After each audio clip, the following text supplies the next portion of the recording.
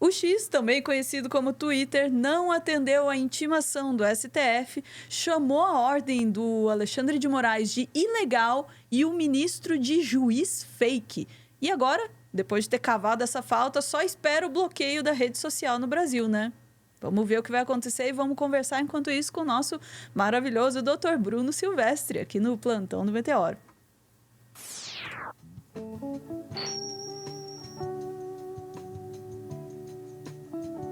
Bruno, boa tarde. Tô tocando aqui uma música triste em homenagem ao fim do Twitter, será? Será, né? Será, exatamente.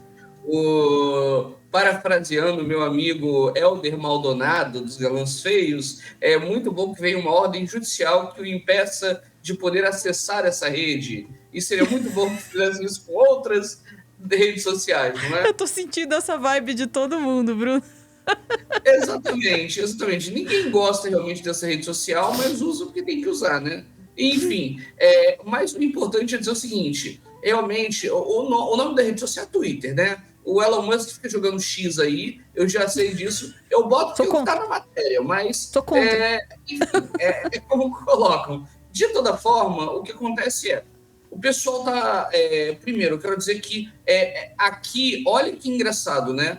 Você tem o poder, que eu chamaria de quinto poder, né?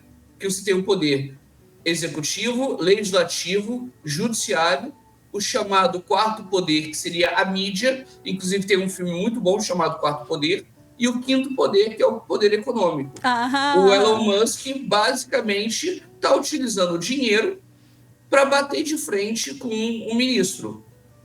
E ele está também se fazendo porque ele tem poder e dinheiro para morar onde ele quiser. Uhum. Então ainda tem essa situação. E aí o que eu trago nesse sentido para a gente começar a construir a ideia do que aconteceu? Primeiro a gente tem que entender que decisões judiciais elas são feitas para serem cumpridas. Se você não concorda com uma ordem judicial, você recorre dela.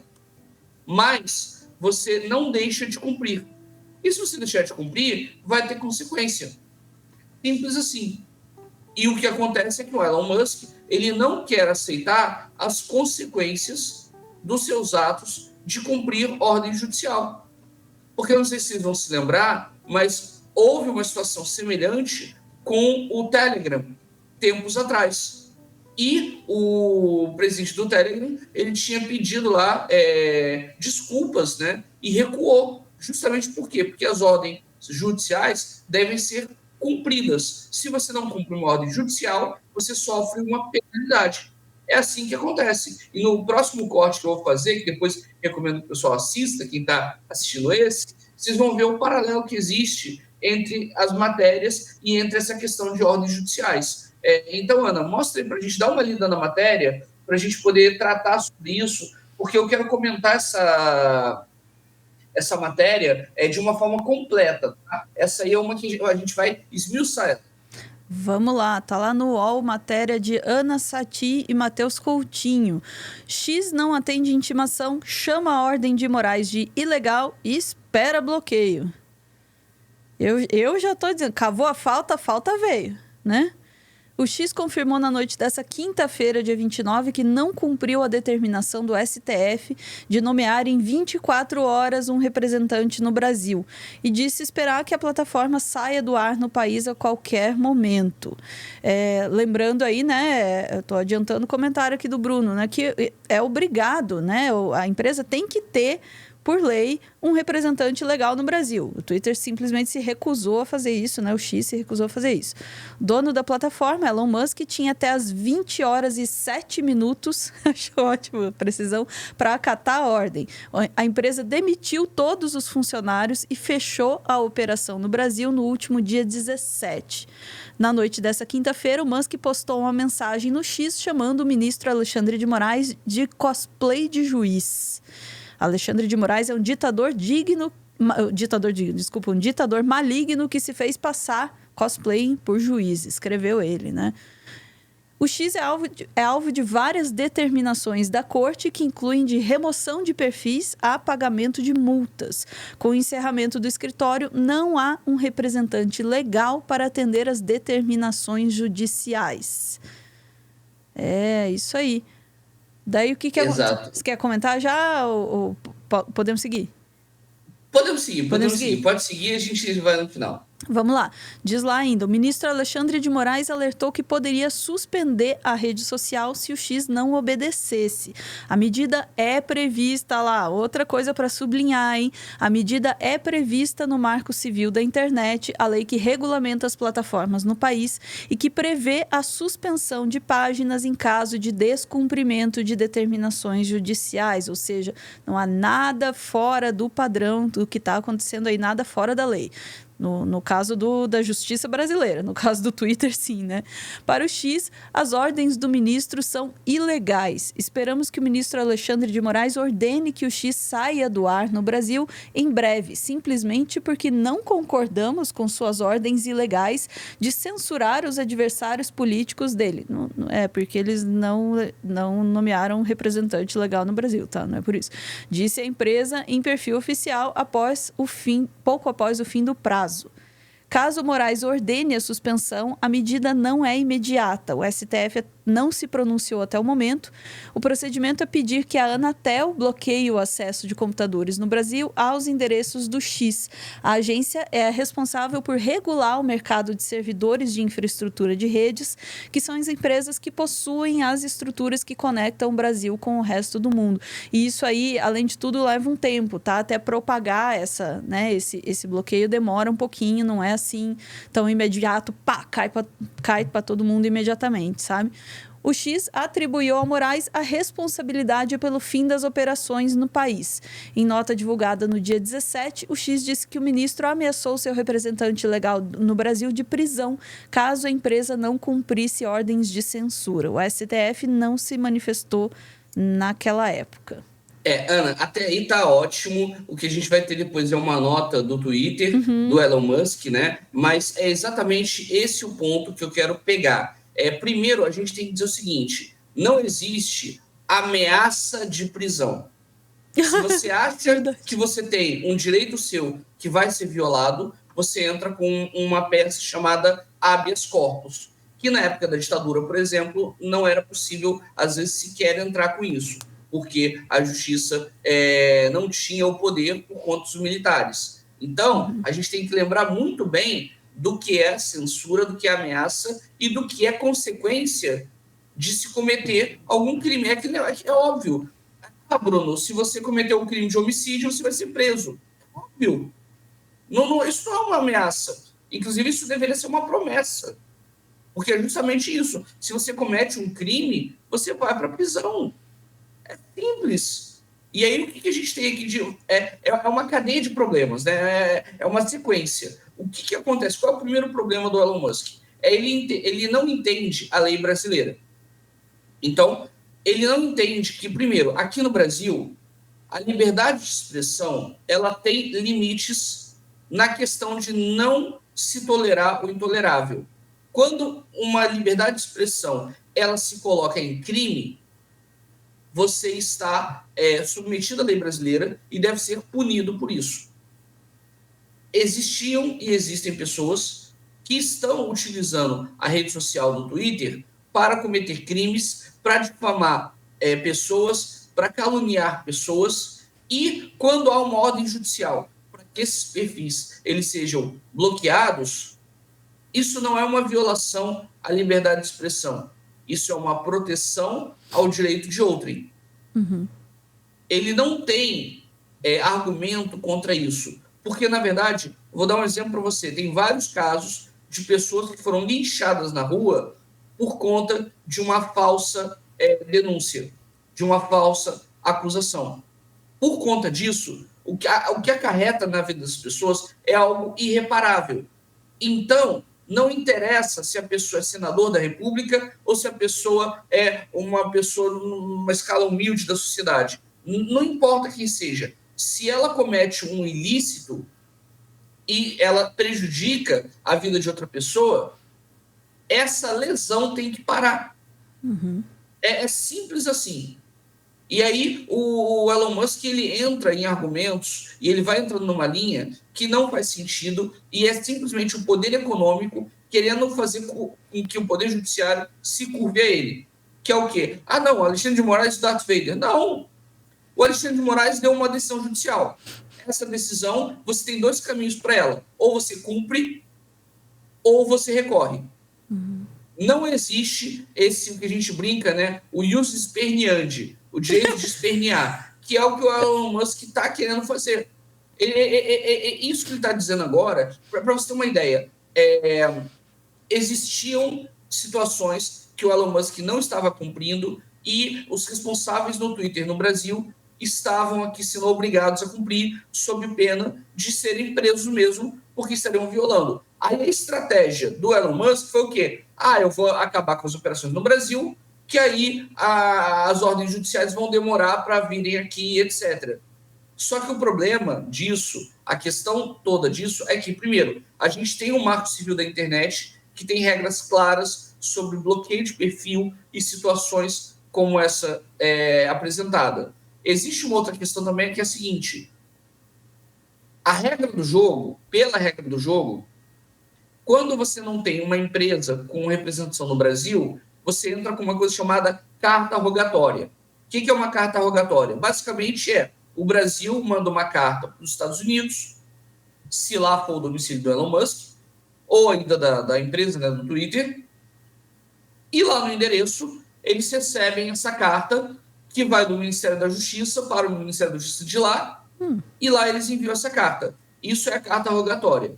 Só que quando você vê a má intenção de uma pessoa ou de uma empresa em fugir de uma intimação, você está trabalhando com a má-fé dessa empresa. Você está vendo a má-fé disso. E o mais importante é que a pessoa tenha conhecimento do processo.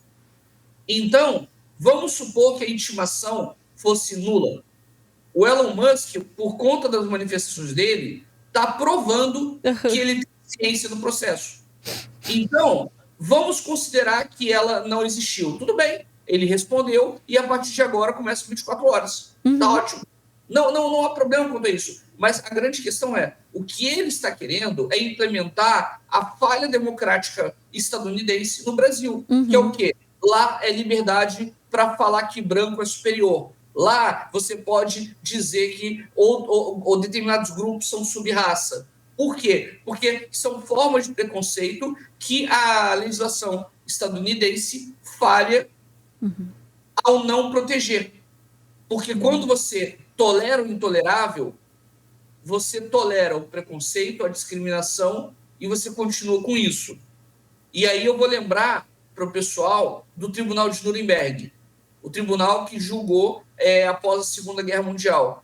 Obviamente que os alemães, a maior parte foi condenada, só que nos casos menores, teve um advogado alemão que deixou os advogados estadunidenses calados. Que foi o quê? Quando eles disseram assim, para casos menores, eu estou falando, por exemplo, porque vocês segregavam os judeus em entrar em determinados lugares que os judeus não podiam entrar. Aí chegou lá o advogado alemão, olha só, vocês têm aqui uma determinação de que negros não podem usar o mesmo local que brancos, que os negros têm que usar a parte de trás do ônibus. Qual é a diferença da minha segregação para a sua segregação? A minha é maior ou menor que a sua? E aí, com isso, obviamente que acabou que os alemães também foram condenados por isso. Mas, nesse caso, mostrou-se a hipocrisia estadunidense.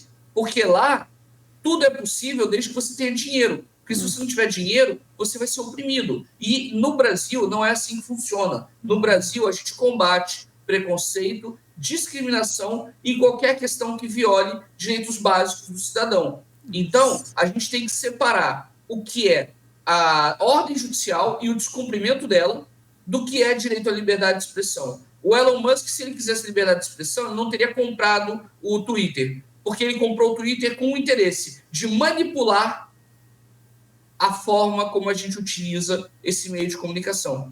Inclusive, ele já perdeu uma grana com isso por conta das atitudes dele. Quando ele demite alguém que faz um bom trabalho, isso é um ato democrático? Isso não é um ato de censura?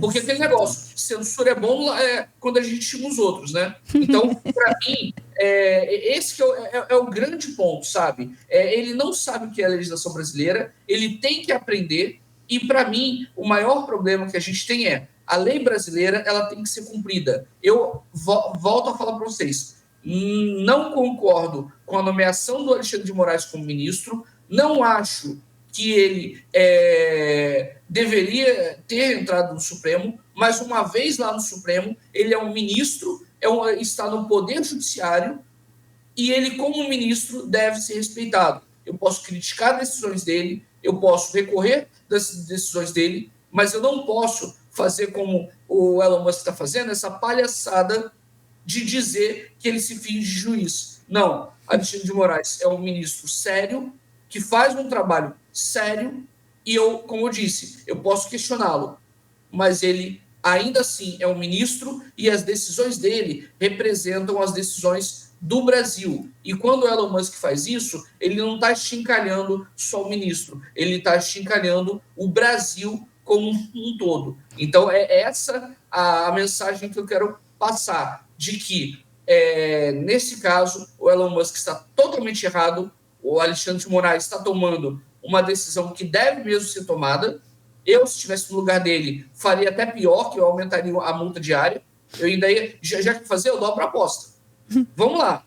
E aí o que acontece? Porque só quando atinge no dinheiro que esse pessoal entende. Esse é o grande ponto. E aí agora é aquele negócio. Eu quero ver até onde o Musk vai sustentar essa hipocrisia dele e essa forma dele de agir, porque não está havendo censura. O que está havendo são ordens judiciais que não estão sendo cumpridas e que estão gerando multa. E é isso. Muito bom, maravilhoso, doutor Bruno. O chat agradece aqui a aula.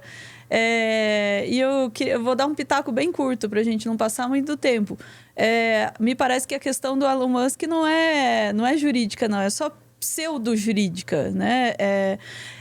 Ele traz todas essas questões. Ele diz que a ordem é ilegal, que isso, que aquilo, tarará, não vou cumprir, tarará. Nos outros países ele cumpre de boa. E por que aqui ele não quer cumprir? Porque ele tem um interesse político no Brasil. Ele tem um interesse econômico no Brasil.